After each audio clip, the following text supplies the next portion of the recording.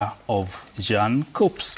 And of course, we give you the right of reply. If you want to be here next week to shed more light on this, Dan Shikanda, you're more than welcome. And of course, we will be staying or keeping close tabs on that story. And now let's go to the NBA or the basketball. And of course, Kenya is gearing to host the BAL Elite 16, that's the Basketball Africa League, that is set to tip off right here in Nairobi on the November 28th. And ahead of that, we had a conversation with Mike Finlay, who is the NBA director in Kenya, and take a listen to what he had to say regarding the preparations. African kids 10 years ago, not even 5, 7 years ago, if you wanted to play high-level basketball, you only thought, how do I get out? How do I go overseas to Europe or to the United States? Now, you know, young African children across the continent, will grow up saying, you know what, I can play televised, big-time arenas, real, revenue or salary playing in the BAL. So it's a hugely aspirational, and I think aspiration is what is going to determine the future of the game, and I think the BAL has set the tone to drive the growth of the game on the continent. NBA is really about building the entire ecosystem of basketball, and to do that, you got to open it up and create opportunities for the most talented young people to become elite. The only way they can become elite is to be put into elite systems and elite opportunities and to really work hard to get there. So what NBA Africa is doing is growing everything from junior NBA, which is our global grassroots program. We're growing junior NBA across the continent and creating that as the foundation of an entire ecosystem that leads to opportunities to make it to our academy, to universities, colleges, professional leagues, and eventually to the WNBA or the NBA. So we're making that investment, and the BAL is a part of that. Our Deputy Commissioner, Mark Tatum, was here a few weeks ago, and he announced that of the 1,000 courts that we plan to build on the continent of Africa over the next decade, 100 of them we're committing to Kenya. We've already started that process. We built a double court. I was actually out there yesterday at the Kenya Academy of Sport in Kasarani. And so why are we doing this? Well, for the game to grow, young people need places to play. The double court we built at the Kenya Academy of Sport, yesterday there were 45 kids on that court. These kids are out of school.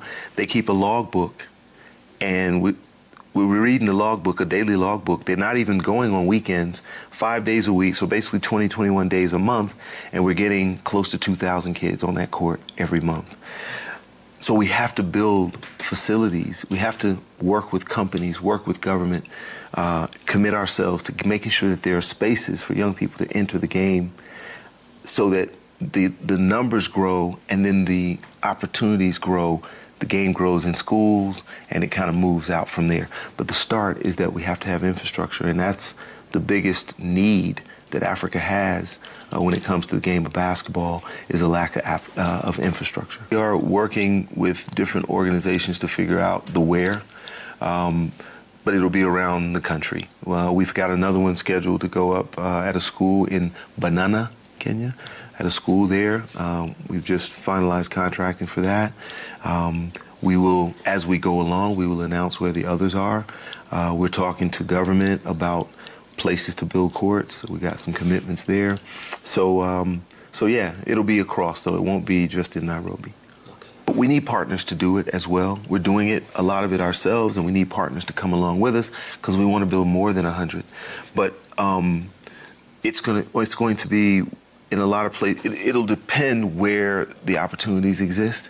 We're not just going to go around like, oh, we're going to build a court here. We're going to work with communities. We're going to consult. We're going to make sure. The big thing is you don't want to build a court and then it's not utilized or it's not taken care of. So that's sort of going to dictate where they go, we know people will take care of them and manage them and take ownership of them. We won't own them. We're building them. The people that own the land or own the school or whatever will own them, but we want to make sure that the game grows as a result of putting them in wherever we put them. That's Mike Finlay speaking to our very own Tony Anelka Aka-Owori Aka-Katel. Basil, you follow the game very closely. Yep. Basically, BAL, Basketball Africa League, or road to Elite 16. How big is this, and what does it mean for basketball? BAL is something so big for us Africans. It is a game for people, let me say players who cannot make it to the NBA, who cannot make it to the, let me say, EuroLeague. Now it's a chance for them to go and play professional basketball. It has been brought home. And I want to thank NBA and FIBA for coming up with this initiative, because it's something that has really also given a lot of hope to players, even locally. You see so many people are really working hard towards being professional. Back in the day, most of us were just playing so that we can get scholarships to go to college, university. So you tried your hand in this game. I don't know where you fell short and now opted to come to the newsroom. I played up to the Premier League level up to around 2 years ago. I stopped 2 years ago. So right now, the young players are seeing that basketball as a profession has been brought closer to them. And it's something that has really given people hope. Yeah, locally and all across Africa. Absolutely. Yeah. Let's take a listen to another up sound or what Finlay had to say before we come to Akile. Now, what have we seen in terms of talent? Africa, I've said this, Africa is the largest talent pool on the planet Earth by far for this game. If you look at the talent that's just come from programs and from almost organic, 12, 13 years ago, Joel Embiid was a skinny kid from Cameroon, came to Basketball Without Borders, and was voted MVP a few years ago. The year after him, Pascal Siakam, who played for the Toronto Raptors and won a title, now plays for the Indianapolis. He came to that camp the next year. 3 of the last 6 MVPs of the NBA are African. Of the 30 young girls that come to Basketball Without Borders every year, 2 of them were young ladies from Kenya, from right here in Nairobi. One young lady over at the Nairobi International School, and another young lady out at the at the M-Pesa Foundation Academy. And so we got them a chance to go down to South Africa and compete. And then there was a young lady who I've worked in basketball in Kenya for over 15 years.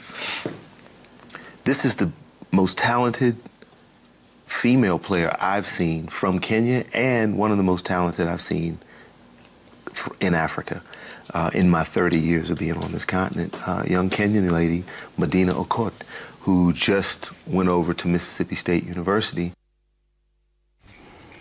And of course, that's Finlay, the force behind the BAL Africa. Wakili, you've listened to what Mike Finlay is saying there. And Basil here says this is quite big. And we have our very own Nairobi City Thunder. And of course, we'll be talking to the players later on. What does this really mean for City?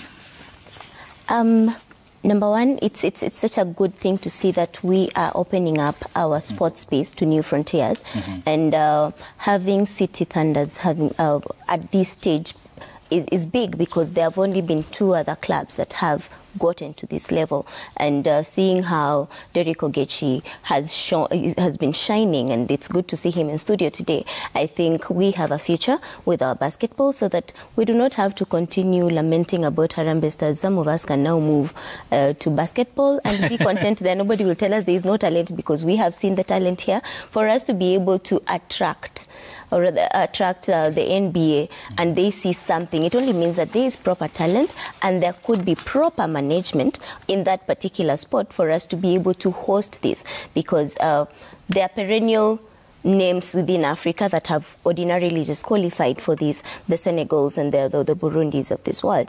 But then seeing Kenya being put in that particular spot and performing well, it is good to note that for us to get here, we were unbeaten, save for 1 match, which we lost to Urunani.